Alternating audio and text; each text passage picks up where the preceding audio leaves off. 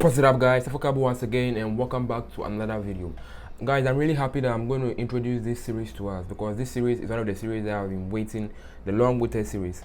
It is simple, and the best part is that it's beginner friendly. So if you've never written 5 lines of code, trust me, you will be able to follow along. So what we're going to do is just a simple portfolio website here. As you can see, it looks cool, it looks amazing. Yeah, so that's it. Very simple. We have our navigation bar here with the work, about, resume, contact. If I should click work, about, resume, and contact, it moves to the various parts of the pages. And if I should click here, I get back to the very home page. So guys, as you can see, we have these 9 buttons, and then they happen to be similar on all the pages. You can see the same button here, the same button here, because they're going to make this simple. This one very simple, and we can see this grid. That's this one divided into 2 columns here.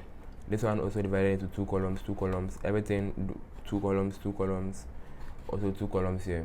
And when we go to, it's very responsive, meaning on a smaller screen like this mobile or tablet view here, you can see that when it goes that way, the nav bar changes to become this. When you look at this rotating icon here, we're going to do all this, just a few lines of JavaScript this time, and then you can see this nice drop down menu.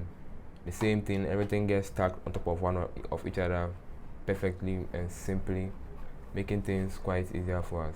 So yeah, that's pretty much it. I'm really interested in this. And then guys, this is just an introduction video. The main videos are going to be coming in a series, all right?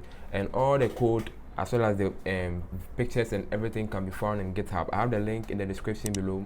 You can go there and download the code and make it yours, because once you're in this channel, everything here is for you. So get there, get the code, make the code yours, and get it better. And besides, I'm also going to be using Visual Studio Code as well as Google Chrome, so you can try to download so that you can follow along exactly like the way I am. You can use any browser or any text editor of your choice. You can use Sublime Text, or you can use Atom, or whichever one goes for you.